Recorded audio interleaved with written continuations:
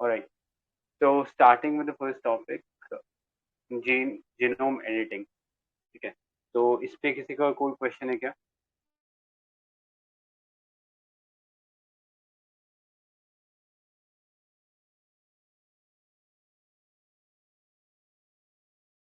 Guys, कोई किसी के पास इससे टॉपिक से रिलेटेड कोई किसी ने क्वेश्चन बनाया है या फिर कोई किसी को इन्फॉर्मेशन शेयर करना है क्या इस पे?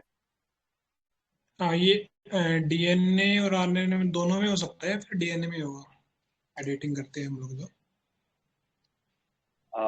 क्योंकि स्पेसिफिकली ये जो जीनोम एडिटिंग, ये जो रिसेंटली टॉपिक न्यूज़ में था, ये कार टी जो टी रिसेप्टर सेल थेरेपी था उसके लिए न्यूज़ में था, तो वो केवल डीएनए बेस्ड ही होगा क्योंकि ह्यूमन सेल्स की बात हो रही है, तो वो डीएनए बेस्ड है।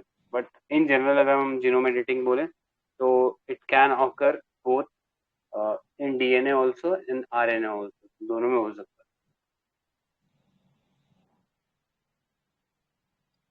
ओके। है। ओके, ठीक है, एक क्वेश्चन मेरी तरफ से to anyone who can answer. Okay, what is the difference between acquired immunity and innate immunity?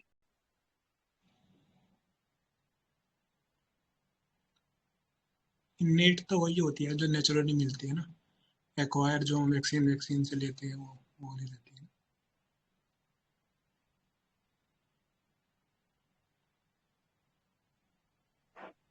Right. कुछ एग्जांपल दे सकते हो इन दोनों के?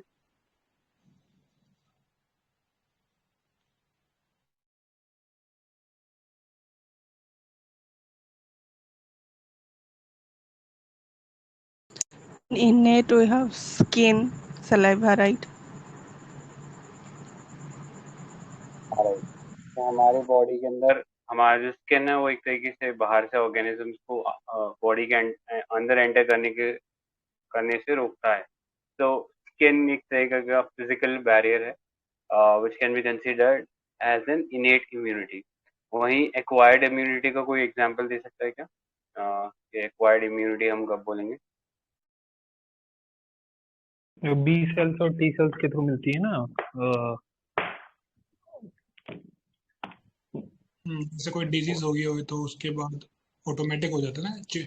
स्मॉल पॉक्स वगैरह होता है, मतलब एक बार हो गया तो आपको दोबारा नहीं होगा, जैसे बोलते हैं। तो उसको बोल हाँ सकते हैं ना कोई। हाँ, मतलब वो over the period of time हमने एक्वायर करी है. ठीक है. एक्वायर कैसे करी? या तो हमने किसी डिजीज से डायरेक्ट इंटरेक्ट किया है तो उससे एक्वायर करी है, या दूसरा हमने जैसे मदर जब ब्रेस्ट फीडिंग करती है अपने बच्चे को, तो वो भी एक तरीके से इम्यूनिटी ट्रांसफर कर रही है. ठीक है. वो क्योंकि मदर का जो मिल्क होता है उसके अंदर बहुत सारे ऐसे एंटीबॉडीज होते हैं जो फिर चाइल्ड को ट्रांसफर किए जाते हैं. ठीक है, जो इनिशियली उसके अंदर नहीं होते. तो वो भी एक एग्जाम्पल. ठीक है. तो पूरा एक और फॉलो अप क्वेश्चन इसी टॉपिक के. तो ट्रू और फॉल्स टाइप का स्टेटमेंट रहेगा कि innate immunity has a quicker response than acquired immunity. True or false? I repeat, acquired immunity has a innate immunity has a quicker response than acquired immunity to any disease. True or false? False. True, innate faster होगा। हाँ, true है क्योंकि इनेट सबसे fast है, मतलब वो first line of defence है. Innate immunity को हम लोग फर्स्ट लाइन ऑफ डिफेंस, ये यहाँ पर लिखा हुआ भी है. ठीक है. इनेट जो है it's called the first line of defence and वो सबसे क्विकली रिस्पॉन्ड करता है. ठीक है. एक्वायर्ड क्या होता है? जैसे अभी हमने बात किया, हमने किसी बॉडी से इंटरैक्ट हमने हमारी बॉडी ने किसी डिजीज से इंटरैक्ट किया तो उसको समझ में आया कि हाँ, इस डिजीज से ऐसे फाइट करना है. जैसे अगर किसी बच्चे को मीजल्स हो जाता है तो लॉन्ग टर्म में आगे चलकर उससे मीजल्स वापस नहीं होता है क्योंकि हमारी बॉडी स्पेसिफिक वायरस के अगेंस्ट इम्यूनिटी डेवलप कर लेती है. एंड वो इम्यूनिटी डेवलप होती है टी एंड बी सेल्स से. ठीक है. T and B cells are also called as, और क्या बोलते हैं, किस नाम से जाने जाते हैं? वही नेट और एक्वायर वाला है ना ये कंसेप्ट। नहीं नहीं, इनेट तो पढ़ ही लिया हमने. ठीक है. उस क्वेश्चन पे जाने से पहले एक स्टेप वापस पीछे आते हैं. क्वेश्चन ये रहेगा कि T and B cells are type of platelets. True और false? white blood cells. WBC. Correct, these are not platelets, these are white blood cells. ठीक है, तो वो चीज याद रखें। अब वो पुराना वाला क्वेश्चन मैं वापस पूछता हूँ। T and B cells are also called as. Lymphocytes.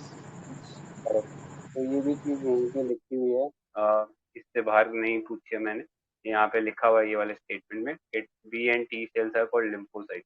ठीक है, and these are part of white blood cells which are basically part of immune system only. ठीक है, तो कोई डिफरेंस बता सकता है कि व्हाइट ब्लड सेल और सॉरी बी लिम्फोसाइट्स और टी लिम्फोसाइट्स में फर्क क्या होता है?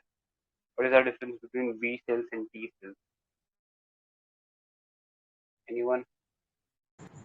B cells produce antigens, whereas T cells helps B cells to produce antigen.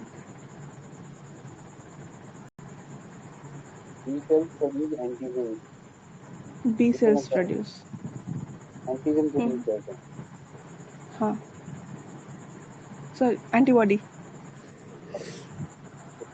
तो वो चीज याद रखना, हमारी बॉडी जो है एंटीबॉडीज प्रोड्यूस करेंगे। एंटीजन क्या होगा?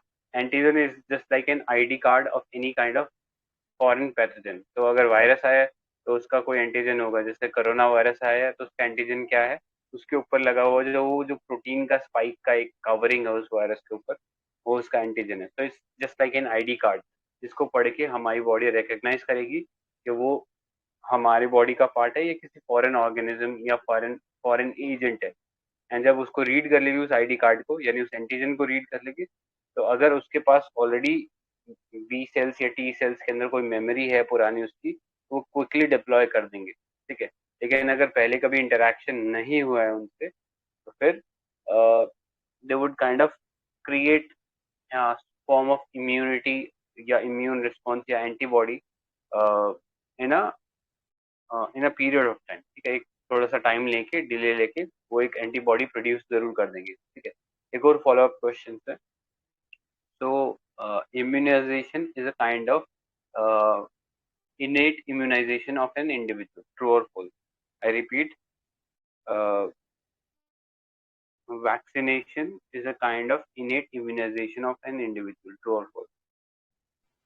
एक्वायर्ड होगा ना वो तो। करेक्ट है, एक्वायर्ड होगा, क्योंकि वो हमने over the period of time किया, हमारे बॉडी में इनिशियली नहीं था वो।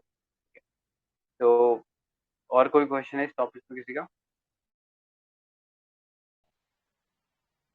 हाँ, ये जो वैक्सीन वर्ड है ये ना लैटिन वर्ड से निकला है, क्या नाम है उसका?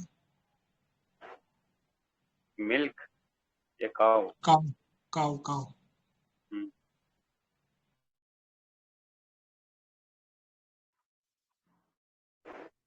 ठीक है, और कोई इस टॉपिक से रिलेटेड किसी को कोई सवाल है क्या? ठीक है, कोई फटाफट से एक्सप्लेन कर सकता है इस टॉपिक में एग्जैक्टली चीज क्या न्यूज में थी एंड वो क्यों न्यूज में थी? तो वो चीज एक्सप्लेन कर सकता है क्या इन ब्रीफ?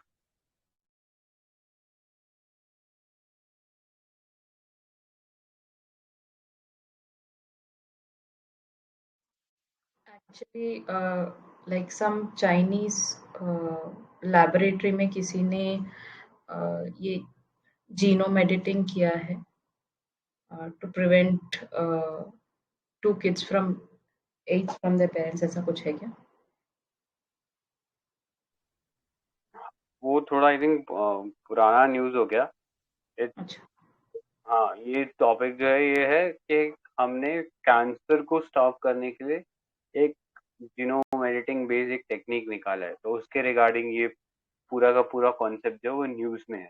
तो इसमें बेसिकली हो क्या रहा है, हमारा जो इम्यून सेल्स है बॉडी के, एंड स्पेसिफिकली टी सेल्स को हमने यहाँ पे निकाला है व्हाइट ब्लड सेल्स से। ठीक है, फिर उनको निकाल के हमने उनके अंदर एक मैन मैन मेड एक रिसेप्टर तैयार किया है विच इज कॉल्ड CAR। ठीक है, वो CAR जो रिसेप्टर हमने जो कोड तैयार किया है, इसको काइमेरिक एंटीजन रिसेप्टर बोलते हैं, उसको हमने तैयार किया है, और फिर हम उसे टी सेल्स के अंदर डालते हैं। ठीक है, उस जीन के पार्ट को टी सेल्स में डालते हैं, एंड टी सेल्स उसके कोरस्पॉन्डिंग एंटीबॉडीज बनाकर रेडी करते हैं। ठीक है, और वो फिर एंटीबॉडीज जो है आगे जाके जितने भी कैंसर कॉजिंग सेल्स हैं उनमें बाइंड कर जाती है, उनको बेसिकली किल कर देती है। ठीक है, तो ये पूरा कॉन्सेप्ट था जो जिसके रिगार्डिंग ये पूरा जो टॉपिक था वो न्यूज़ में वापस आया है। ठीक है, तो ये चीज़ याद रख लेना। यार एक डाउट था मेरा,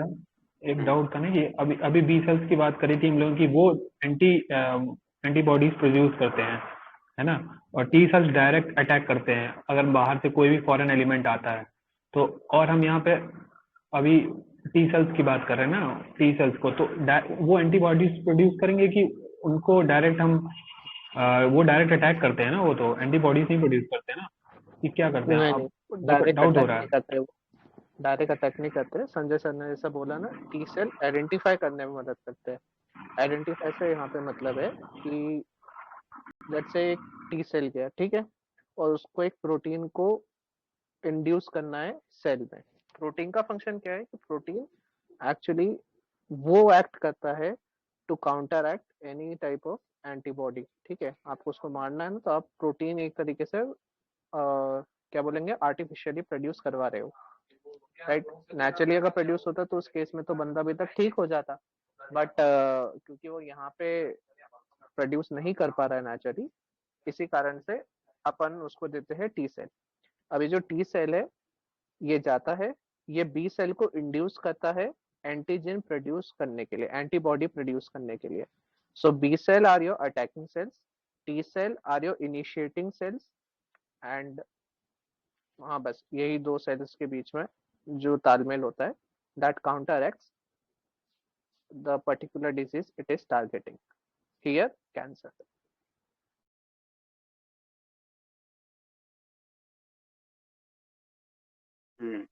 राइट। अब टी सेल्स का ये याद रख लेना, मतलब फर्दर इनमें भी कैटेगरी होती है। टी सेल्स के अंदर भी हेल्पर सेल्स करके होता है, हेल्पर टी सेल होता है और किलर टी सेल होता है। ठीक है, ये और फर्दर डिस्टिंक्शन होता है इनके अंदर, तो उतना डिटेल में मेरे ख्याल से तो जाने की जरूरत नहीं है। बट हाँ, ये देख लेना कि हेल्पर टी सेल्स होते हैं वो बी सेल्स को ही हेल्प करते हैं। ठीक है, ये बी सेल्स जो एंटीबॉडीज बना रहे हैं वाई शेप की, उनको आगे हेल्प करते हैं ताकि वो जो एंटीजन था या जो फॉरेन पैथोजन था उसके साथ बाइंड करके उसको न्यूट्रलाइज कर दें। ठीक है, और जो किलर टी सेल्स है वो हमारे बॉडी के सेल्स जो कि इन्फेक्टेड हो जाते हैं उनको किल करते हैं। ठीक है, तो डिफरेंस ये है कि जो बी सेल्स है वो फॉरेन पैथोजन के ऊपर एक्ट करते हैं, और टी सेल्स में जो किलर टी सेल्स हैं वो हमारी बॉडी के इन्फेक्टेड टी, हमारी बॉडी के जो इन्फेक्टेड सेल्स हैं उनको अटैक करते हैं। ठीक है, तो since we are talking about ये होल कैंसर थिंग, तो कोई डिफाइन कर सकते हैं कि कैंसर में होता क्या है basically, what is cancer? Basically uncontrol growth of cells हो जाता है ना, मतलब इतना थोड़ा सा पता है कि हम्म सेल्स का बिल्कुल अनकंट्रोल ग्रोथ होता है तो। ठीक है, तो मतलब जो एक इनफैक्ट मतलब, हाँ आप बता दो। हाँ, मतलब एक फॉलो अप क्वेश्चन ही था कि अ, जैसे अभी कैंसर आपने बताया अनकंट्रोल ग्रोथ ऑफ सेल, तो एक वर्ड यूज करते हैं ट्यूमर। ट्यूमर भी आई थिंक सेम ही चीज होता है, तो दोनों में कोई डिफरेंस है क्या? हाँ दो होते हैं ना, एक कैंसर कॉजिंग होते हैं और एक नॉन कैंसर कॉजिंग होते हैं, मतलब उसमें शायद उतना अनकंट्रोल ग्रोथ नहीं होता, कुछ ऐसा था मतलब। अच्छा। तो एक्चुअली क्या है, कैंसर और ट्यूमर मतलब थोड़े से इंटर रिलेटेड ही है, बस cancer is also a kind of tumour. ठीक है, तो ट्यूमर क्या होता है, एक अनकंट्रोल ग्रोथ ऑफ सेल होता है, हिंदी में जैसे गांठ बोलते हैं उसको कि गांठ हो गया वो, तो वो basically uncontrol growth of cell होता है, उसकी वजह से एक लंप बन जाता है। ठीक है, एंड अगर वो लंप एक जगह लोकलाइज्ड है या एक जगह कन्फाइंड है, यानी वो शरीर के और हिस्सों में नहीं फैल रहा है, तो उसको बेनाइन ट्यूमर बोलते हैं। बेनाइन मतलब अच्छा, तो बेनाइन ट्यूमर क्या है कि वो बॉडी में और कहीं नहीं फैल रहा है, तो उसको सिर्फ ट्यूमर बोलेंगे हम लोग। ठीक है, जैसे नाम सुनते होगे ब्रेन ट्यूमर हो गया, तो वो ब्रेन कैंसर भी कई बार इस्तेमाल किया जाता है। तो डिस्टिंक्शन यही है कि जब ट्यूमर फैलने लग जाता है, ठीक है, बाकी शरीर के हिस्सों में, तो उसको हम बोलते हैं मेलाइन ट्यूमर विच इज कैंसर, कि वो सब जगह फैलने लग रहा है। ठीक है, तो ये डिफरेंस होता है इन दोनों शब्दों के बीच में। तो आई थिंक ये था मेरे पास तो, और किसी को चार्ज करना है तो बेसिकली वही हो ना कि वही हुआ ना, all tumours are not causing cancer but correct all cancer causing are the tumours, मतलब है ना, correct cells are tumour. Correct.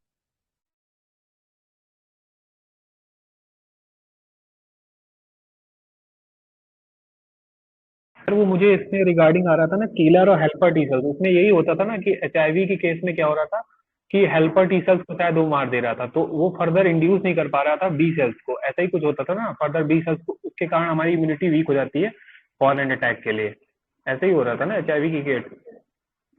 Correct, हमारा इम्यून रिस्पॉन्स कॉम्प्रोमाइज हो रहा था एक्चुअली में, तो यस वो इन्हीं सेल्स को एक तरीके से कॉम्प्रोमाइज कर रहा था। ठीक है। तो एक फॉलोअप क्वेश्चन है कि इंडिया के अंदर इसको रेगुलेटिंग एजेंसी जो है वो है GEAC, genetic engineering appraisal committee है, वो इस पूरे जो अभी हमने न्यूज़ पढ़ाई है CAR T सेल का भी रिसर्च है उसको मैनेज कर रही है, ट्रू और फॉल्स? फॉल्स। यार ये तो नहीं होगी ना, वो तो जेनेटिकली मॉडिफाइड ऑर्गेनिजम्स के लिए बेसिकली है ना, उनके इंपोर्ट एक्सपोर्ट और सेल्स के लिए, स्टोरेज के लिए। करेक्ट। तो यहाँ पे मोस्टली डिपार्टमेंट ऑफ बायोटेक है वो दिख रहा है, फर्दर उसके अंडर एक एजेंसी है BRAC करके, biotechnology industry research assistant council, तो ये सब लोग जो है इस पूरे रिसर्च प्रोग्राम को देख रहे हैं। ठीक है, और कोई क्वेश्चन है कि किसी का इस टॉपिक पे?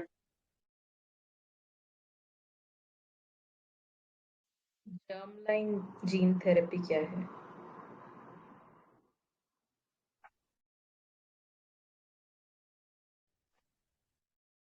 कोई ट्राई करेगा?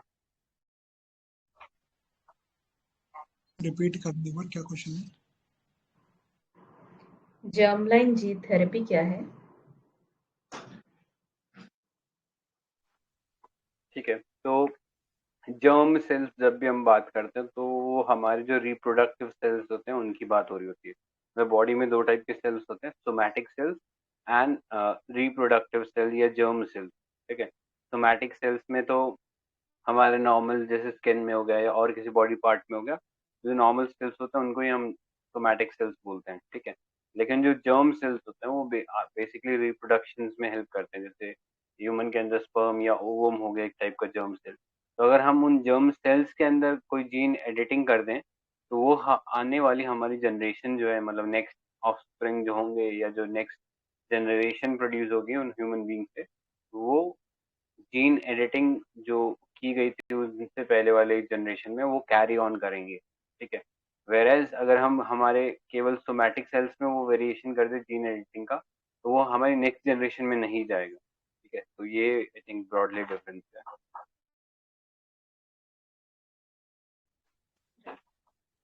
करेक्ट है दीप्ति?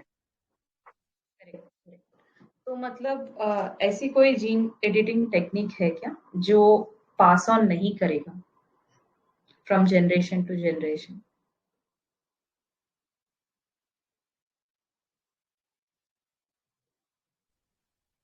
हाँ, आई सर वो थिंक प्रो न्यूक्लियर ट्रांसफर होता था ना जिसमें माइटोकॉन्ड्रिया वाला हटा दे, तो कुछ ऐसा ही था क्या जीनोम एडिटिंग बेसिकली काम ही यही है।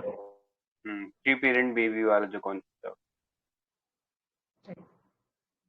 तो एक और चीज है, मतलब इसी बेस पे, तो जीन ड्राइव करके, जीन ड्राइव सिस्टम, इसमें they suppress disease vectors by passing desired genetic alterations indefinitely from one generation to next.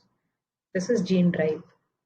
And PGSIT system, ये one generation to मतलब next generation पास नहीं होगा, बस only for that particular this thing PGSIT है। This PGSIT से related कोई कुछ news में है क्या?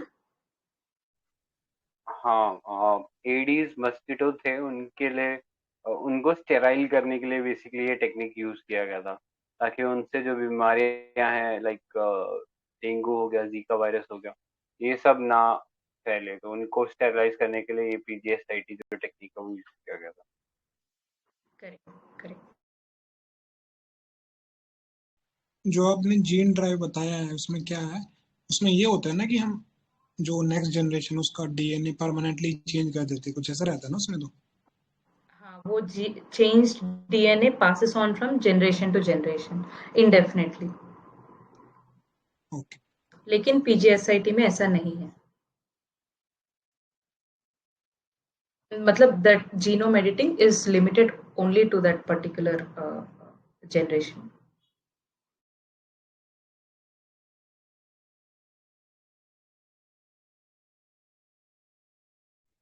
कोई ये डिफाइन कर सकता है what is nucleus?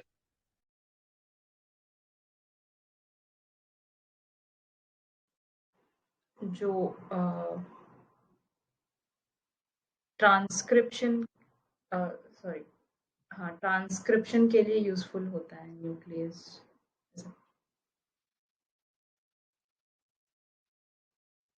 It's part of the gene.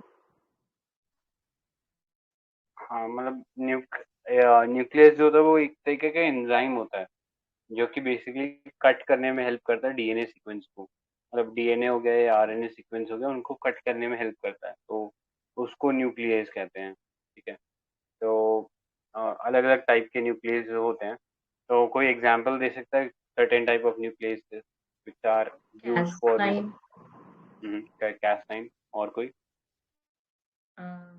Zinc finger ऐसा कुछ हाँ जिंक फिंगर. And talin.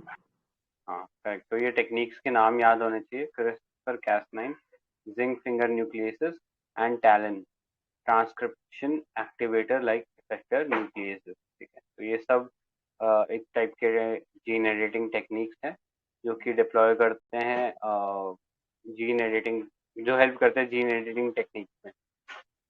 और स्पेसिफिकली क्रिस्पर Cas9 काफी इंपॉर्टेंट है. यूपीएससी ने कई बार सवाल भी पूछा हुआ इसके ऊपर. एंड 2020 का जो नोबेल प्राइज था वो इसमें दिया गया था क्रिस्पर Cas9 के इन्वेंशन के लिए. लेकिन ये याद रखना कि केमिस्ट्री में मिला था. ठीक है, एक क्वेश्चन पूछूंगी, ट्रू और फॉल्स बता देना. CRISPR is the scissor and Cas9 is the DNA targeting part of the system. True or false?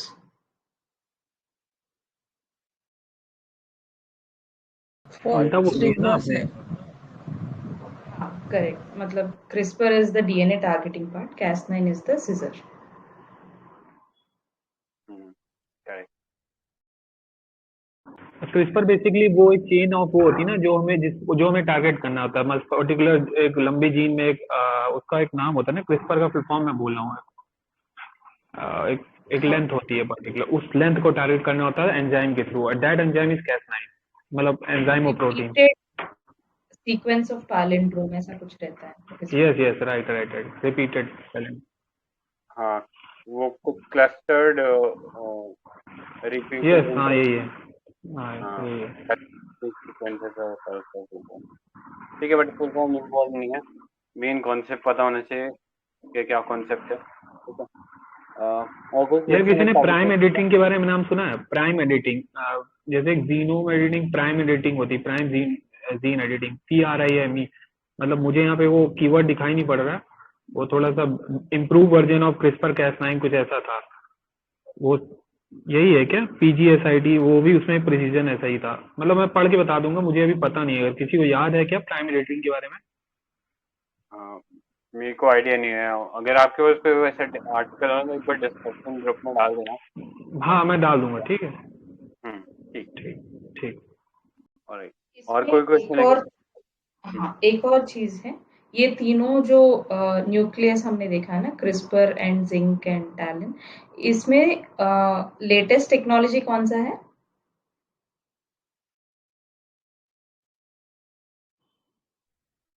CRISPR है क्या? करेक्ट. तो इसमें क्या होता था पहले ZFN आया, फिर टैलिन आया, फिर क्रिस्पर. ZFN और टैलिन में क्या होता था? दे target the double strand. And पहले ZFN में डबल स्ट्रैंड टारगेट करते थे. उसके बाद टैलिन में डबल स्ट्रैंडेड टारगेट करते थे, लेकिन इसमें ट्रिपलेट्स, ZFN में ट्रिपलेट्स को टारगेट किया है. उसके बाद they try to target single उसको क्या कहते हैं AGCT को. तो वो सिंगल टारगेट करना शुरू किया. उसके बाद single strand CRISPR Cas9 is the latest one, तो ये सिंगल स्ट्रैंड को टारगेट करता है, बाकी दोनों डबल स्ट्रैंड्स को। ये तो डिफरेंस क्या हुआ, मतलब बेटर इम्प्रूव क्या हुआ इसमें? यही हुआ ना कि बेटर प्रिसीजन हो गया और जितना प्रिसिशन और इम्प्रूव। इम्प्रूव हो गया। यस यस दैट्स ठीक है, और कोई क्वेश्चन है किसी के पास इसमें? राइट, नेक्स्ट पे चलते हैं। तो next was genetic modified crops. तो कोई बता सकता है इंडिया में अप्रूवल कौन देता है कोई भी जेनेटिक मॉडिफाइड क्रॉप लाना होता है उसके लिए? जी। Basically genetic engineering approval committee होती है ना, वो under the environment protection act, मतलब स्टैट्यूटरी बॉडी है, वो बेसिकली अप्रूवल करती है। यही है क्या कि वो शायद रिकमेंड करती है, फाइनल अप्रूवल शायद मिनिस्ट्री ऑफ एनवायरमेंट के पास होता है, ऐसा कुछ है क्या? करेक्ट।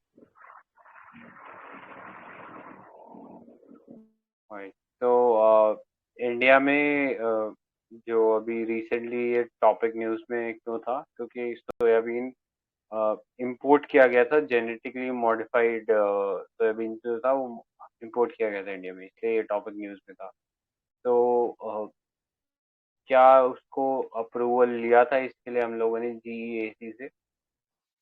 बाईपास किया है क्योंकि ये नॉन फूड प्रोडक्ट के अंदर दे हैव टेकन इट।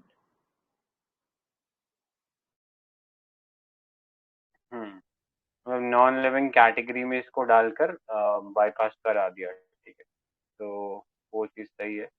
तो इंडिया में हाईएस्ट सोयाबीन प्रोडक्शन कौन से स्टेट में होता है? MP MP Maharashtra Gujarat, MP हो लग रहा है। हाँ, एमपी इज राइट, एमपी में सबसे हाईएस्ट होता है। और soybean is native to India, true होगा फॉल्स होगा? No no, false. इसी में लिखा हुआ है अमेज़न फॉरेस्ट का नेटिव है सोयाबीन। तो थोड़ा ट्रॉपिकल टाइप का क्लाइमेट इसको चाहिए होता है, तो टेम्परेचर एक बार देख लेना, वार्म एंड मॉइस्ट चाहिए होता है। ऑटोमेटिकली आप सोच सकते हो टेम्परेचर रेंज जो है वो 30 डिग्री सेल्सियस का आसपास रहेगा, ठीक है। और मोस्टली ब्राज़ील वगैरह जो है सबसे हाईएस्ट प्रोडक्शन करते हैं, बट इंडिया में हमारा एमपी जो है वो डोमिनेट करता है इस चीज़ को, ठीक है। तो ये एक रिच सोर्स ऑफ फैट होता है, ट्रू और फॉल्स? प्रोटीन होता है, फॉल्स, प्रोटीन। हाँ राइट, प्रोटीन काफ़ी निकलता है, and this is used as a feedstock for animals, true or false?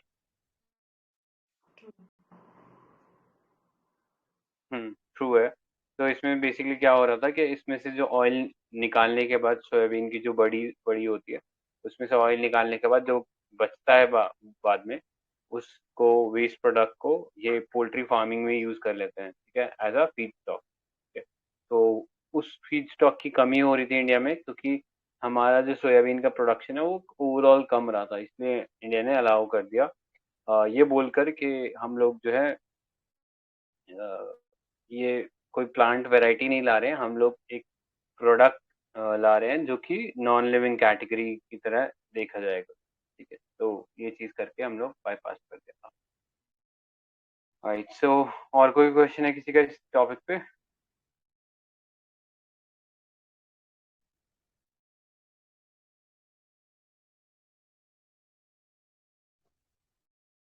ठीक है, तो इंडिया में एक GM क्रॉप की वैरायटी इंट्रोड्यूस की है, कॉल्ड GM जनक। तो आई रिपीट, जनक नाम से एक इंडियन वैरायटी इंट्रोड्यूस की गई है GM क्रॉप के अंदर। तो ये किस क्रॉप की वैरायटी है? यार व्हीट एंड राइस में से है क्या कोई? ब्रिंजल है क्या? ब्रिंजल है, ब्रिंजल हो सकती है। तो ये यहीं पे लिखा हुआ था, जो जनक है वो ब्रिंजल की वैरायटी है, तो ये चीज़ देख लेना। ऐसा हो सकता है वो फिल्म मतलब मास्टर कॉलेज में नाम दे दे ब्रीटी ब्रिंजल का, जनक वगैरह, एंड फिर एक साइड पूछ ले ये कौन सी क्रॉप के वेरिएंट है, तो जनक जो था वो बीटी ब्रिंजल का वैरायटी था।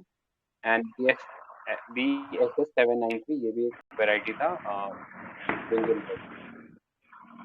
तो और एक GM मस्टर्ड है धारा नाम से, धारा मस्टर्ड।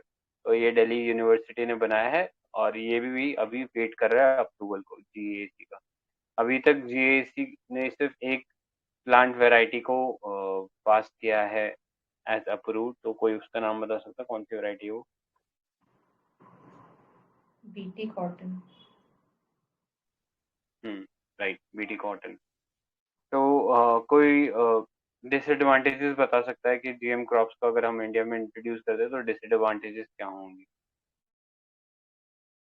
मोनोकल्चर को प्रोड्यूस करते हैं, मतलब एक तो मोनोकल्चर हो जाती है थोड़ा, और इसमें और ये शायद सीड्स शायद इसमें टर्मिनेटेड होती है, मोस्टली ऐसा होता है। तो सीड्स को फर्दर यूज नहीं कर सकते, तो बायोडाइवर्सिटी को शायद वो करता है, एक तो खराब करेगा, मतलब कम करेगा बायोडाइवर्सिटी को, बिकॉज ऑफ खाली हम लोग बीटी कॉटन प्रोड्यूस कर रहे हैं सिर्फ। और मतलब हार्मफुल इफेक्ट हो सकता है ना? नहीं, हार्मफुल तो नहीं होगा कि अभी हम लोग खा यूज तो नहीं कर रहे हैं ना फॉर फूड के लिए, तो हार्मफुल तो नहीं होगा वैसे।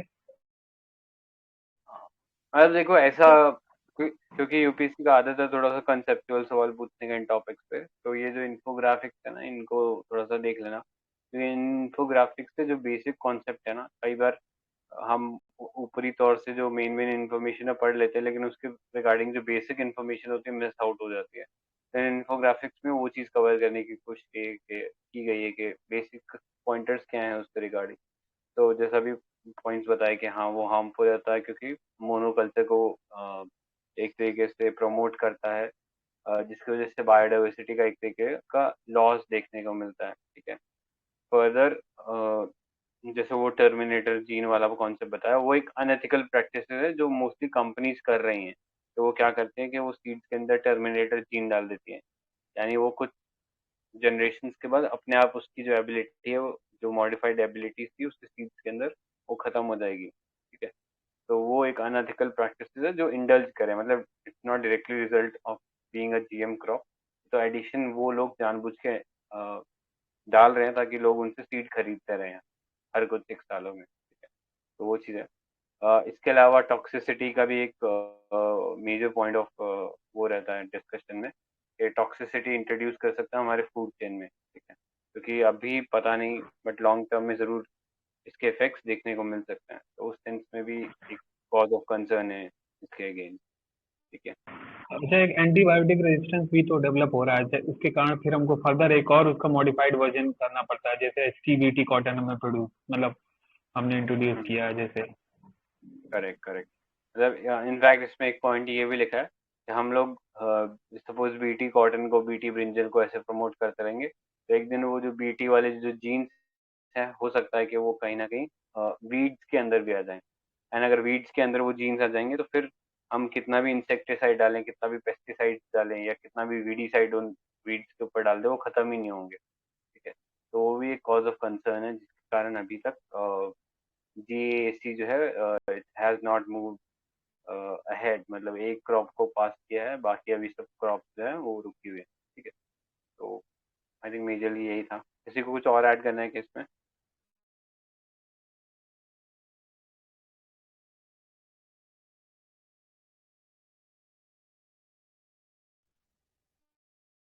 ठीक है। तो इसमें FSSAI का क्या रोल है जेनेटिकली मॉडिफाइड फूड को लेके या ऑर्गेनिज्म को लेके?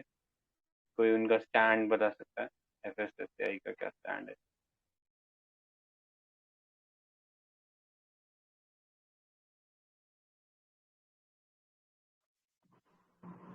Any food product which involves any ingredient, किसी फूड प्रोडक्ट में अगर GEO या GMO है तो FSI से परमिशन लेना पड़ेगा उसका सेल और एट एवरी प्रोसेस। हम्म। कोई ऐसा भी पॉइंट मतलब अ, ऐसा कंडीशन है क्या जहाँ पे परमिशन नहीं लेना पड़ेगा GEAC से FSSAI को?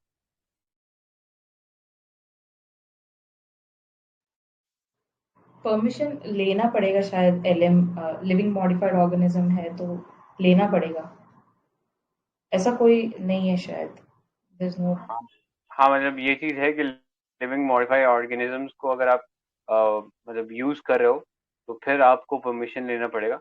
लेकिन अगर वो लिविंग मॉडिफाइड ऑर्गेनिज्म से कोई फूड प्रोड्यूस किया गया है, ठीक है, तो उसके लिए एज सच कोई परमिशन नहीं है अनटिल अनलेस के आप उसके अंदर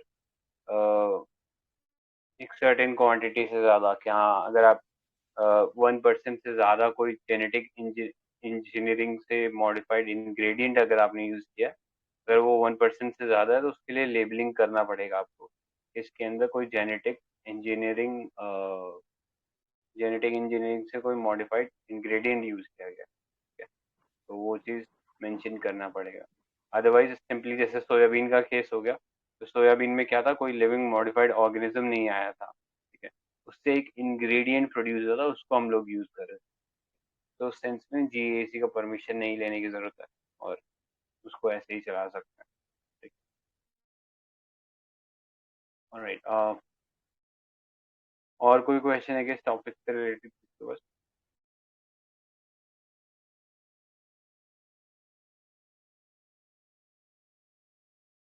ठीक है, फिर नेक्स्ट पे चलते हैं। तो नेक्स्ट इज जीनोम सीक्वेंसिंग। तो इस पे कोई क्वेश्चन है क्या किसी का? What is genome sequencing?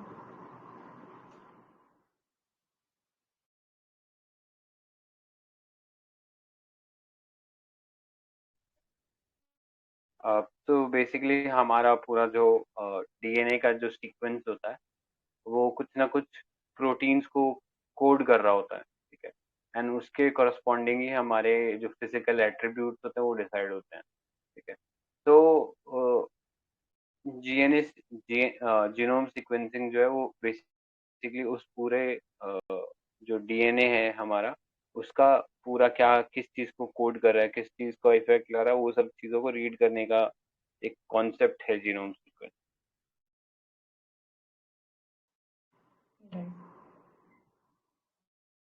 जैसे इसमें बेसिकली जैसे बात नहीं कि human genome contains about 3 billion pair, तो बेसिकली क्या होता है ना, हम ऐसे मान लेते हैं कि एटी और जीसी के से बाइंड होता है, एडमीन शायद थाइमीन से बाइंड होता है और गुआनिन शायद साइटोसिन से। तो इनको हम 0 1 और 0 1 के जैसे कंप्यूटर में पढ़ते हैं ना, बाइंड दी 0 1 0 1, तो इस तरह के ना लाखों पेयर तो लाखों कॉम्बिनेशन बन जाते हैं। इसीलिए किसी का भी पर्टिकुलर डीएनए एक जैसा नहीं होता, क्योंकि 0 और 1 के बेसिस पे बहुत सारे डिफरेंट पेयर्स और डिफरेंट वो बन सकते हैं।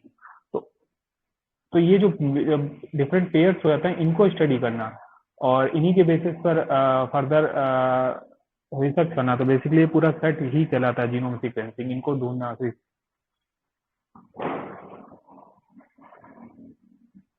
मतलब मैं सही हूँ ना संजय? बिल्कुल, हाँ, चीज यही है।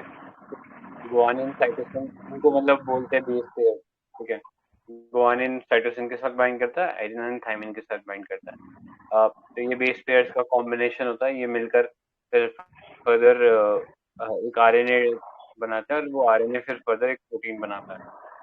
तो वो चीज़ है कि हर इंडिविजुअल का अपना एक यूनिक डीएनए होता है जिसकी वजह से हम उसको रिकॉग्नाइज कर पाते हैं। तो जैसे सीआईडी वगैरह में देखा होगा, इसको डीएनए फिंगरप्रिंटिंग के लिए भी जो, तो उसमें क्या करते हैं कि अ, वो जो सैंपल होता है उसमें से डीएनए सीक्वेंस निकालते हैं और उसे सस्पेक्ट के साथ मैच करते हैं। फिर वो मैच हो जाता है तो इसका मतलब वो क्राइम जो है उसमें उसका किसी ना कुछ लेना देना है, ठीक है। तो ये बेसिकली चीज पता लगती है। तो आई थिंक हम्म, आरएनए में साइटोसिन की जगह पे यूरासिल होता है पेयर करने करेक्ट। के लिए। इसमें यार ऐसा तो वैसे, साइटोसिन होता है कि थाइमिन होता है? एक बार कंफर्म करना है। हाँ, थाइमिन की जगह उसमें यूरेसिल होता है। गुआनिन साइटोसिन थाइमिन की जगह एडेनिन, पे। हाँ, ओके। थाइमिन की जगह यूरेसिल होता है। एंड वहाँ पे ऐसा कोई, क्योंकि डबल लैडर स्ट्रक्चर नहीं, वो सिंगल लैडर है, तो इसमें ऐसा कोई बाइंडिंग नहीं होता। जैसे यहाँ पे गुआनिन थाइमिन के साथ गुआनिन साइटोसिन के साथ बाइंड कर रहा है, बट वहाँ पे ये चीज़ देखने को नहीं मिलती क्योंकि सिंगल स्टैंड है। बस डिफरेंस ये होता है कि जो थाइमिन है उसकी जगह यूरेसिल आ जाता है, ठीक है। इसीलिए ये ज़्यादा स्टेबल भी होता है डीएनए, क्योंकि ये डबल स्टैंडर्ड होता है तो कॉम्पैक्ट भी होता है और बाइंड भी होता है, तो ये मोर स्टेबल देन आरएनए। ऐसा ही है ना, DNA is more stable then RNA. Correct correct. तो वर्ल्ड के अंदर जो पहला जीनोम सीक्वेंसिंग प्रोजेक्ट है वो इंडिया के अंदर हुआ था, ट्रू और फॉल्स? फॉल्स। तो कहाँ हुआ था? फॉल्स। यूएस। यूके क्या ने नाम कराया था? था ना, यूएस। अच्छा, यूएस था। तो प्रोजेक्ट का कोई नाम बता सकता है क्या? काफी फेमस प्रोजेक्ट है वो। ह्यूमन जीनोम प्रोजेक्ट क्या था, मुझे याद हाँ हाँ, नहीं। Correct correct, human genome project था। तो इंडिया में अभी तक कोई ऐसा हमने जीनोम सीक्वेंसिंग प्रोजेक्ट करा है क्या? हाँ किया। इंडिजन हमने स्टार्ट किया था, एक जीनोम इंडिया, ऐसा दोनों प्रोजेक्ट थे ऐसे। उनके बारे में बता दो, क्या क्या था उसमें, क्या यूनिक चीज कर रहे थे हम लोग? जीनोम इंडिया में हमने टोटल 10,000 ऐसा सैंपल्स थे, हम उसको कलेक्ट करके एक रेफरेंस बना रहे थे। और इंडिजन में शायद 1000 था, मतलब डाइवर्स एथनिक ग्रुप्स के लेके, जैसे ट्राइबल्स हैं और डिफरेंट डिफरेंट जैसे कॉकेशियन, ड्रेविडियन, इन सब का ओवरऑल लेके ले रहे हैं। तो दोनों का शायद अलग अलग था। शायद जीनोम इंडिया का डीबीटी से शायद फंडिंग और ऑथराइजेशन था, और उसका CSIR था इंडिजीन प्रोग्राम का।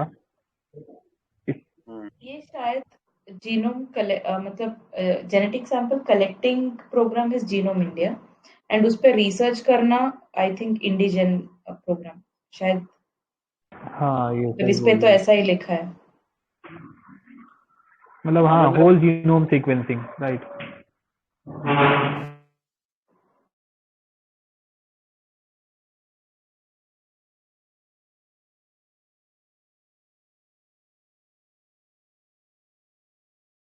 ठीक है। हाँ तो मतलब ये देख लेना कि डिपार्टमेंट ऑफ बायोटेक्नोलॉजी है वो जीनोम इंडिया प्रोजेक्ट के लिए, और इंडिजन के लिए हमारे पास CSIR। और कोई क्वेश्चन किसी का?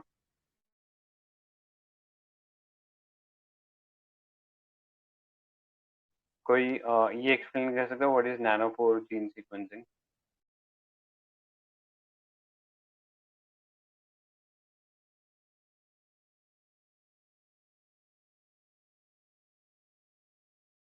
हेलो? हाँ ये सच है। तो इसमें मतलब they see changes in nucleic acid by passing electric current through it.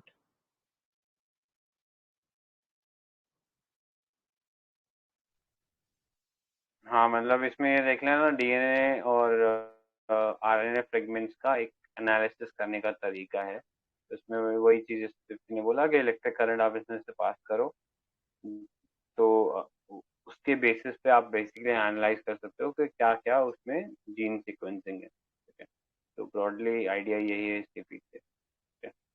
और किसी को कोई क्वेश्चन या कुछ इन्फॉर्मेशन ऐड ऑन करें जीनोम सीक्वेंसिंग पे? ठीक है, नेक्स्ट पे चलते हैं। बायोटेक प्राइड गाइडलाइंस, तो इस पे किसी का क्वेश्चन है क्या?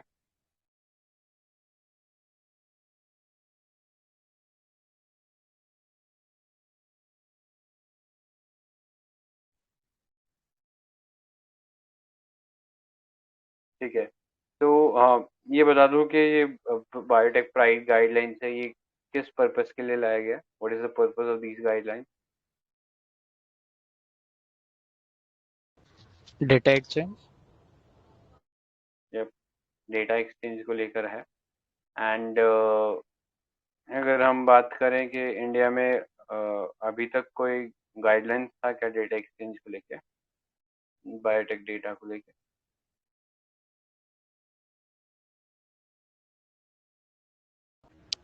अब था शायद नीचे वो national data sharing and accessibility policy था ना 2012 का, हम्म तो उसके अंडर था डेटा शेयरिंग के।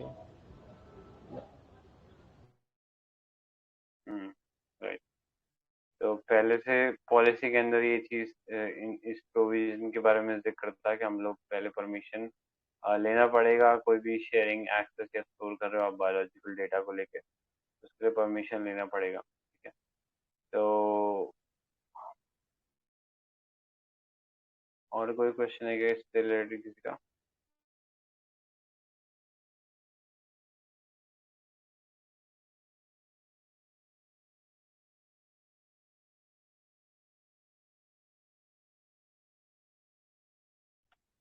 ठीक है, तो ये गाइडलाइंस को मैच करने के लिए हमने 3 कैटेगरीज बनाई हैं। इंडियन बायोलॉजिकल जो डेटा सेंटर्स रहेंगे, उनको मैच करने के लिए हमने 3 कैटेगरीज बनाई है, तो उसके बारे में कुछ बता सकते हो? What are those 3 categories?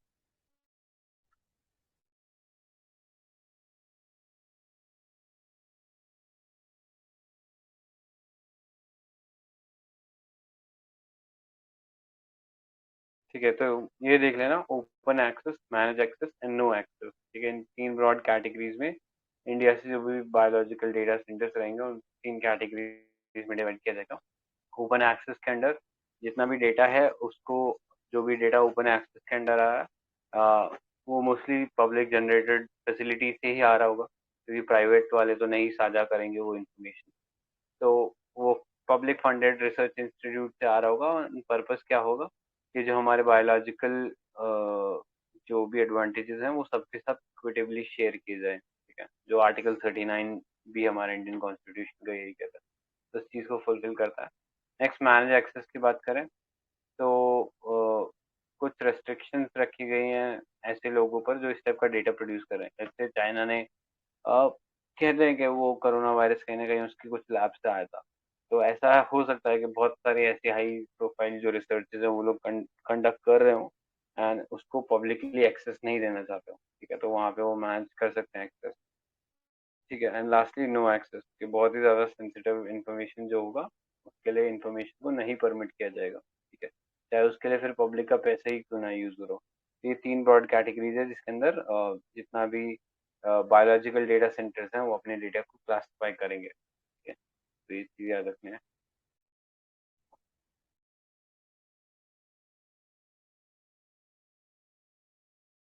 और कोई क्वेश्चन है किसी का? ये नेशनल जीन बैंक करके एक है, वो कहाँ पे है? दिल्ली, दिल्ली है क्या? हाँ, आई थिंक दिल्ली है, I am not sure but Delhi होगा। और एक सीड सीड होल्ट ऐसे को कुछ करके कॉन्सेप्ट है, वो लद्दाख में है। हाँ, करेक्ट, सीड वॉल्ट तो लद्दाख में है। तो आइडिया उसका यही है कि हम लोग अपनी जो जेनेटिक वैरायटी है उसको प्रोडक्ट करें। तो कई इस टाइप के जो वैरायटी ऑफ प्लांट्स हैं उनके सीड्स को प्रिजर्व करके रखा गया है वहाँ पे। ऑलराइट, नेक्स्ट पे चलते हैं। ग्लोबल नेक्स्ट को सीड वॉल्ट कहाँ पे है? सेवलबार्ड में है क्या? Correct, correct. सेवलबार्ड कौन सी कंट्री के अंडर आता है? स्वीडन है नॉर्वे। क्या? नॉर्वे है।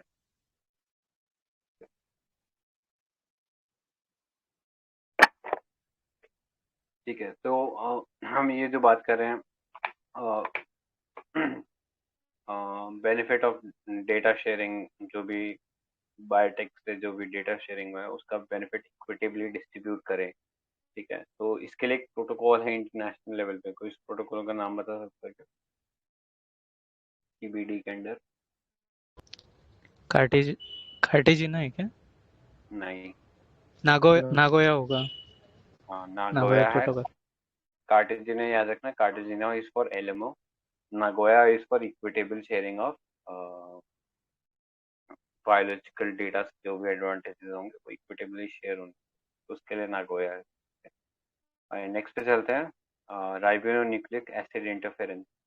तो ये स्पेसिफिकली ये टॉपिक आई थिंक पूछा हुआ है शायद यूपीएससी ने एक आध किसी ईयर के अंदर, तो कोई इसमें कुछ ऐड ऑन कर सकता है क्या?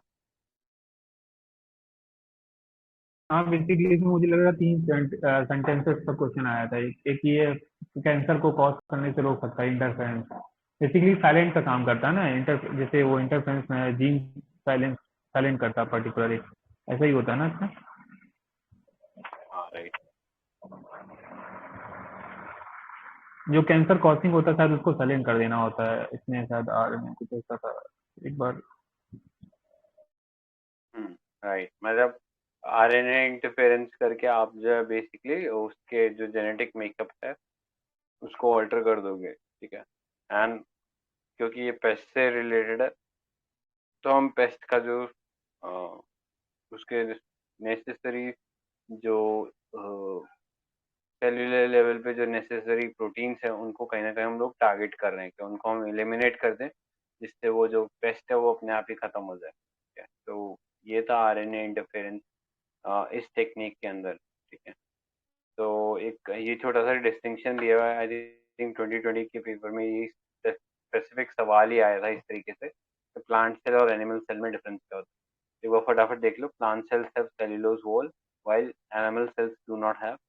A cell wall gives mechanical support to plant cell. इसीलिए plant cell जो होता है वो rigid होता है, while animal cell is not so rigid. वहाँ पे केवल एक cell membrane outer layer होती है, लेकिन यहाँ पे एक cellulose का layer भी होता है। ठीक है, तो इसकी वजह से जो plant cells होते हैं वो ज़्यादा rigid होते हैं। Next, plant cells have both cell wall that is made up of cell membrane and cellulose. तो ये point of difference होता है। एनिमल सेल्स के पास केवल एक सेल मेम्ब्रेन होता है, लेकिन जो प्लांट सेल होते हैं उनके पास एक डबल मेम्ब्रेन कह सकते हैं, सेल्यूलोज की एक बॉल होती है एंड फिर उनके पास एक सेल मेम्ब्रेन भी होती है। एंड लास्टली प्लांट सेल्स के अंदर एक लार्ज वैक्यूल होता है। वैक्यूल एक खाली स्पेस होता है जहाँ पे मतलब जो सेल्स होता है वो अपना कुछ आइटम स्टोर कर सकते हैं, मतलब लार्जली वो वैक्यूम स्पेस ही होता है।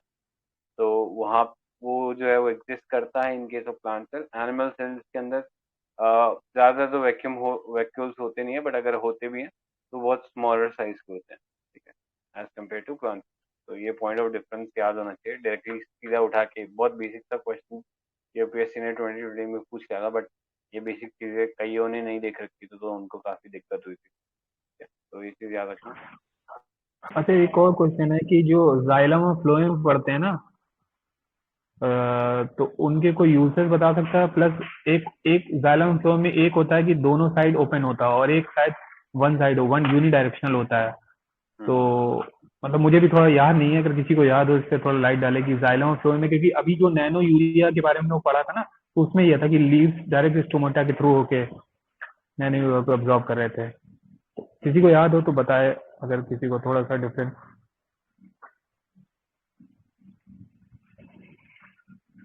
हाँ, मतलब जाइलम और फ्लोएम में ना, मतलब मेजरली मैंने ये देखा है कि लोगों को कंफ्यूजन ये हो जाता है कि उनको समझ में नहीं आता कि वाटर कौन सा लेके जा रहा है, फूड कौन सा लेके जा रहा है।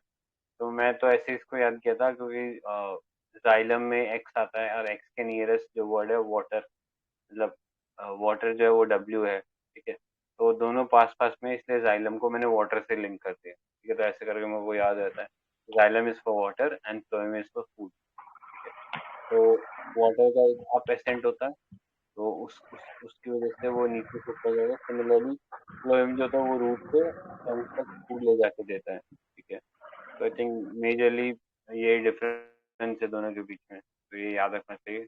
ये भी एक बेसिक सा ही क्वेश्चन देखा जाए तो, बट पूछ सकता है यूपीएससी, काफी लोग तो कंफ्यूज हो जाएंगे कि which one was which. Plastids are absent in plant cell. True or false? Fall last. हाँ, ट्रू है। आई मीन फॉल्स है, प्रेजेंट होते हैं प्लांट सेल में।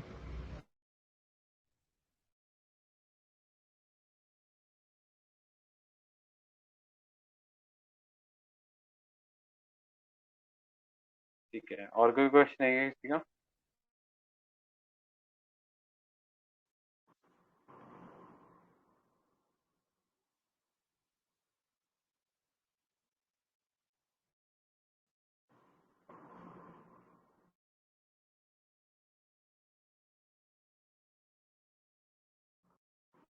हाँ, यहाँ पे RNA occurs naturally in all eukaryotic cells.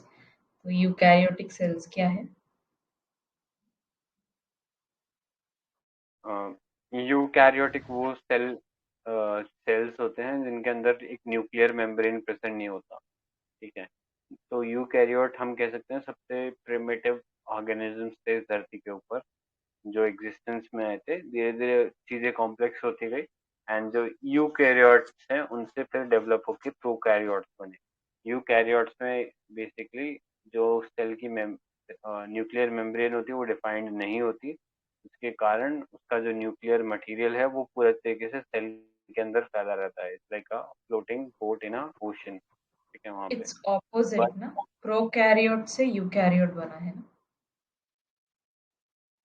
Prokaryote basic था, उसके बाद न्यूक्लियस बन के मतलब यूकैरियोट सेल्स।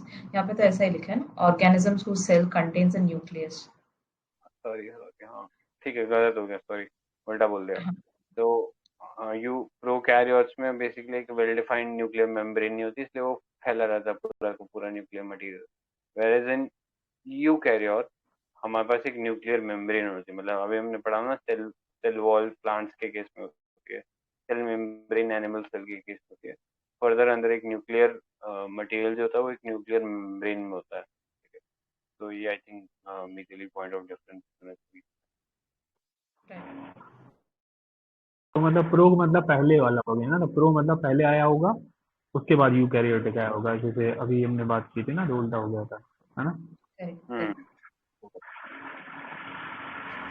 प्रोकैरियोट में अमीबा, आई थिंक प्रोटोजोआ भी आते हैं, मतलब हाँ, उसका एग्जांपल। यूनिसेल्युलर बैक्टीरिया जो होते हैं वो सब उसी में आएंगे ना। हाँ हम्म। करेक्ट। यहाँ पे ये लिखा है ना, RNA interference regulates gene expression. तो जीन एक्सप्रेशन क्या है? वही इसकी, आई थिंक वही जेनेटिक कोड होता है उसका ना, उसके बेस पेयर्स वगैरह कैसे। हाँ मतलब जीन इज इट? एक्सप्रेशन मतलब, हाँ मतलब जीन एक्सप्रेशन मतलब क्या आपके जीन्स के करस्पॉन्डिंगली क्या फिजिकल चेंज आ रहा है, वो चीजें हम लोग इसमें देखते हैं। ठीक है, मतलब सबसे पहले हम लोग देखते हैं डीएनए होता है, डीएनए से फिर एक एमआरएनए बनता है, मैसेंजर आरएनए, एंड फिर उससे एक प्रोटीन बनता है, एंड वो प्रोटीन फर्दर हमारे फिजिकल एट्रीब्यूट्स को टारगेट करता है। जैसे हमारे हेयर्स जो है, अगर वो जेनेटिक कोड में ब्लैक लिखा हुआ है तो उसके लिए एक प्रोटीन बनेगा जिसको हम मतलब अमूमन टीवी में एड्स भी आते हैं कैरेटिन बेस्ड शैम्पू करके, तो कैरेटीन जो वो बनाने में हेल्प करता है, हमारे बालों का जो कलर है वो भी डिफाइन होता है। इसके अलावा मेलानिन एक चीज़ है जिससे भी कलर डिफाइंड होता है। तो ये चीज़ थोड़ा सा देख लेना। हम्म। और इस प्रोसेस पहले व्हाट हैपेंस फर्स्ट, ट्रांसक्रिप्शन या ट्रांसलेशन?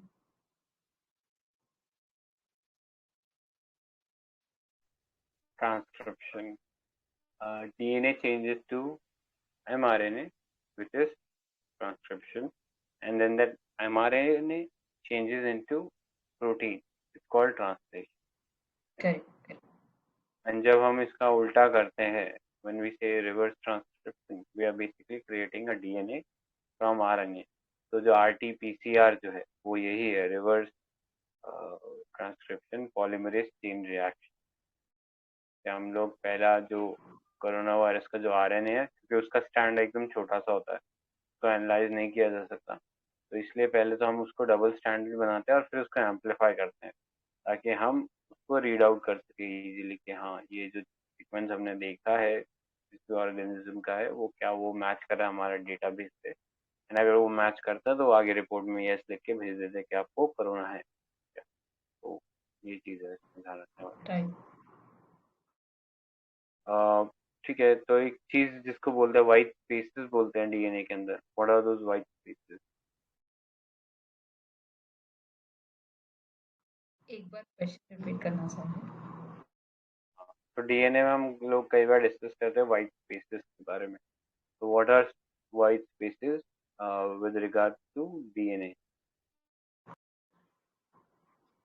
हम्म। मतलब नाम में ही है, they are like spaces in the gene. हाँ मतलब हमारा जीन जैसे अभी हमने शुरू में डिस्कस भी किया था, हमारा जो डीएनए सीक्वेंस है it contains about approximately 3.8 billion base pairs. ठीक है, इतने ज़्यादा बेस पेयर्स हमारे पास, लेकिन अगर हम उसको एक एक को नापने में बैठे कि वो किस चीज़ को कोड करे तो बहुत सारा हमारा जो डीएनए का पार्ट है वो किसी चीज़ के लिए कोड नहीं कर रहा, वो बस फालतू पड़ा है। तो उसको हम लोग वाइट स्पेस बोलते हैं डीएनए के रिस्पेक्ट में, मतलब वाइट स्पेस कम्युनिकेशन टेक्नोलॉजी में भी यूज होता है, बट यहाँ हम डिस्कस कर रहे हैं with respect to gene editing या जीनोम सीक्वेंसिंग।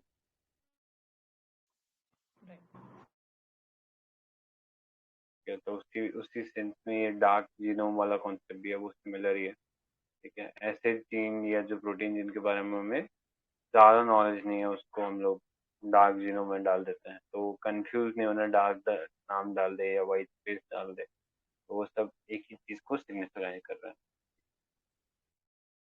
नेक्स्ट बॉर्ग डीएनए एक चीज़ है, तो कोई बता सकता है what is this borg DNA?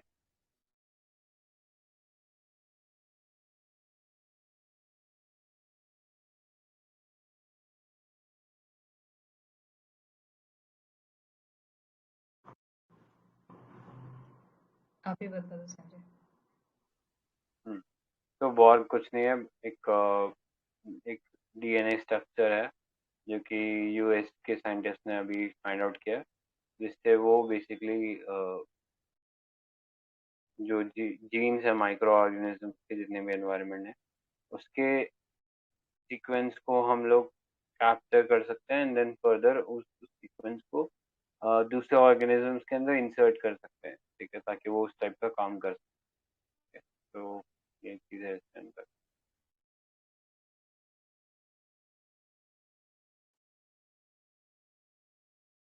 और किसी को कुछ ऐड करना है क्या उसमें? ठीक है, तो नेशनल जीन बैंक का आई थिंक स्वप्न ने शायद क्वेश्चन पूछा भी था कि ये नेशनल जीन बैंक का है। तो ये national bureau of plant genetic resources Pusa वाला है, वहाँ पे लोकेटेड है, विच इज़ इन दिल्ली। तो Delhi NCR to be specific, तो वहाँ पे ये चीज़ है। और बाकी तो आई थिंक जनरल इंफॉर्मेशन है, 1996 में बना था, towards preserving plant genetic resources for future generation, and it is considered as the second largest gene bank of the world। वो एक फैक्ट इम्पोर्टेंट है, ये सेकेंड लार्जेस्ट हम आते हैं। और किसी को कुछ ऐड करना है क्या इसमें?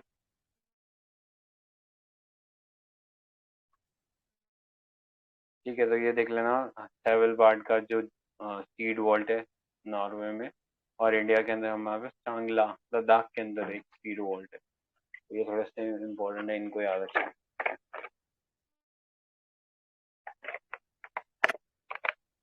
ठीक है, तो फिर नेक्स्ट टॉपिक पे चले क्या?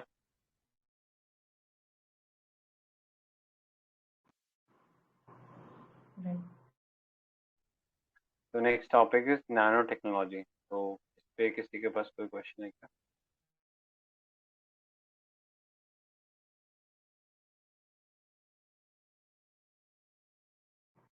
ठीक है, यहाँ पे कोई? हाँ, हाँ, इफको लिखा है ना, इफको क्या है? कोई फार्मर कोऑपरेटिव ऑर्गेनाइजेशन है जो गवर्नमेंट ऑफ इंडिया ने बनाया था फॉर फार्मर वेलफेयर। तो ये यूरिया वगैरह ये सब फर्टिलाइजर बनाने का काम करता है for helping farmers, I think उस सेंस में। किसी मिनिस्ट्री के अंडर आएगा क्या? Not sure but I think ministry of agri है क्या?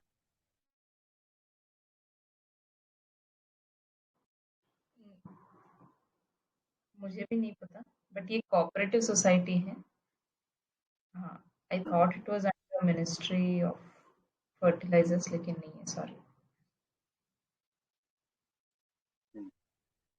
ठीक, हाँ एक बार चेक कर लेना। तो अभी शायद यही याद है कि अगर है तो फिर शायद मिनिस्ट्री ऑफ एग्री के अंडर ही होगा। बाकी अभी मिनिस्ट्री ऑफ कोऑपरेटिव भी बना है, और आई थिंक अभी शायद डाला नहीं है उसके अंदर। ठीक है, एक बार चेक कर लेना, देखते हैं, ग्रुप में डाल देना उस चीज़ को। ये अभी चेक किया, तो कोई मिनिस्ट्री नहीं है इसमें। ठीक है, ओके। सो ये बता दो what is nano urea liquid and why is it in news?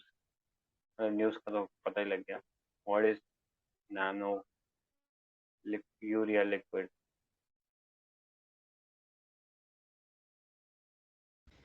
उसमें नैनो स्केल नाइट्रोजन पार्टिकल्स होंगे उसमें, उस यूरिया लिक्विड में। और इसमें मतलब इम्पोर्टेंट बात ये है कि इस जो नैनो मटेरियल है ना, उसका मतलब उससे जो भी कोई बनता है ना, उसको उसका मोर सरफेस एरिया होता है नॉर्मल मटेरियल से अगर प्रोडक्ट बनाया जाए तो। ऐसा टेस्ट सीरीज में क्वेश्चन था। नैनो मटेरियल से जो भी प्रोडक्ट बनेगा उसका सरफेस एरिया ज़्यादा होगा as compare to other materials. True होगा। मतलब it can replace your conventional urea और ये it is more effective than conventional urea. Effective है। इफेक्टिव है। तो नैनो स्केल का यूनिट देख लेना, 1 से 100 नैनोमीटर। नैनोमीटर मतलब 10⁻⁻⁹ तो वो चीज़ है। और इतना अगर आप छोटा पार्टिकल बना दोगे तो ऑटोमेटिकली आप उन पार्टिकल्स का सरफेस एरिया इंक्रीज करो, उसके कारण उनकी इफेक्टिवनेस इंक्रीज हुई है। तो यही चीज़ था। कुछ और एग्जांपल्स है इसमें, जैसे इलेक्ट्रॉनिक्स में हम कार्बन नैनो ट्यूब्स, शायद यूपीएससी ने पूछ भी रखा है कार्बन नैनो ट्यूब, तो उसके बारे में पता होना चाहिए। इससे माइक्रोचिप्स वगैरह बन रहे हैं, बायो मार्कर्स भी बन रहे हैं, ठीक है, इन सब चीज़ों से। नेक्स्ट एनर्जी के केस में नैनो टेक्नोलॉजी से लोअर कॉस्ट बन सकता है। एलईडीज जो हैं वो और ज़्यादा लोअर कॉस्ट पे बनाए जा सकते हैं, ट्रांजिस्टर और लोअर कॉस्ट पे बनाए जा सकते हैं, ठीक है। नेक्स्ट बायो मेडिसिन है, तो उसमें हमने देखा बायो मार्कर्स वगैरह हैं, उनके लिए यूज़ हो सकता है। टारगेटेड डिलीवरी ऑफ ड्रग्स के लिए यूज़ हो सकता है। एनवायरनमेंट में प्योरिफिकेशन के लिए यूज़ हो सकता है, एयर और वाटर, ठीक है, उन सब के प्योरिफिकेशन के लिए यूज़ हो सकता है। फूड के अंदर बायोसेंसर्स की तरह यूज हो सकता है, so as to detect the presence of any kind of pathogen। Textile के अंदर अगेन ऐसे फैब्रिक को बनाने में यूज हो सकता है विच डू नॉट रैंकल और which do not get stain, ठीक है, तो वहाँ पे हम लोग वो यूज कर सकते हैं। लास्टली एक ये कुछ और न्यूज में था, ट्रिबो इलेक्ट्रिक नैनो जनरेटर्स। तो एक्सप्लेन कर सकता है क्या होता है ये ट्रिबो इलेक्ट्रिक नैनो जनरेटर्स?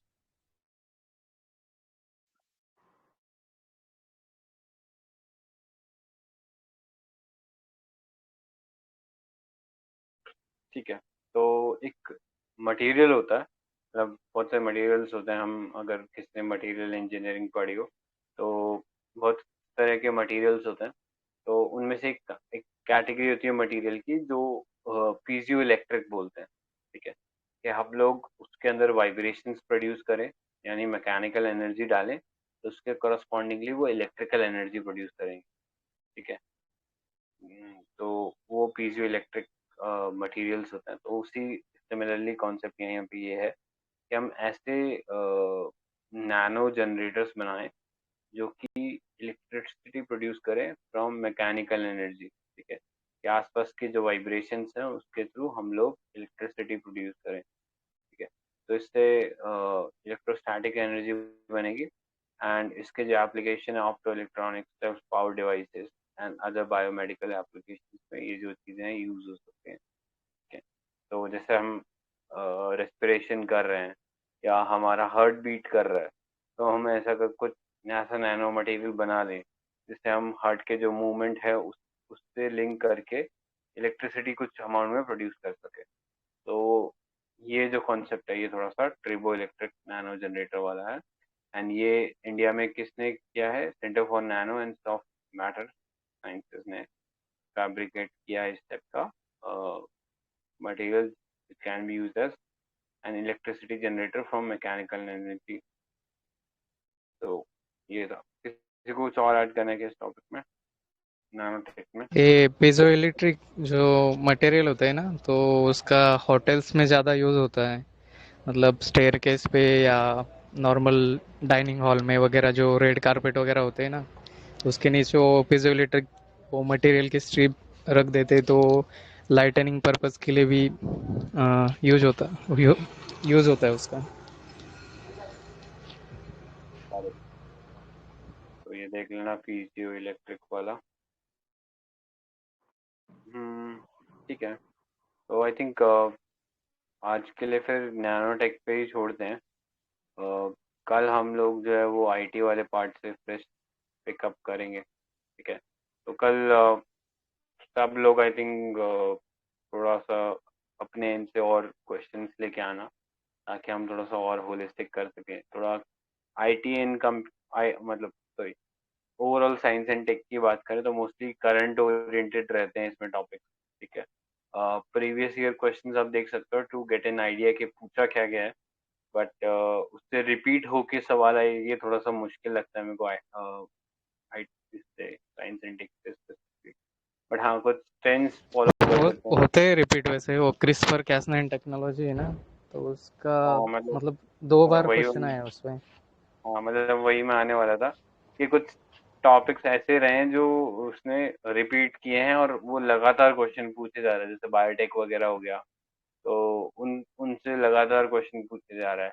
एंड अगर यहाँ पे ट्रेंड देखोगे आईटी या फिर इंफॉर्मेशन टेक्नोलॉजी से, तो वहाँ पे ट्रेंड क्या रहा है, जो लेटेस्ट कोई कम्युनिकेशन टेक्नोलॉजी है, जैसे 5G पूछ लिया, सॉरी 5G नहीं पूछा अभी तक, 4G पूछ लिया था, वोल्टी एलटी में डिफरेंस पूछ लिया था। तो इस टाइप की वो चीज़ें पूछे जा रहे हैं। तो नई से नई जो कम्युनिकेशन टेक्नोलॉजी है, जैसे वाईफाई हो गया, लाईफाई हो गया, तो इनको थोड़ा और देख लेना, क्योंकि ट्रेंड के बेसिस पे ये चीज़ें पूछी गई हैं। तो थोड़ा सा उस चीज़ को देख लेना। तो कोशिश करते हैं कल और बेटर क्वेश्चंस के साथ हम लोग आए, है ना। राइट। ठीक है राइट तो राइट। आज मैंने पढ़ा नहीं था इसलिए थोड़ा सा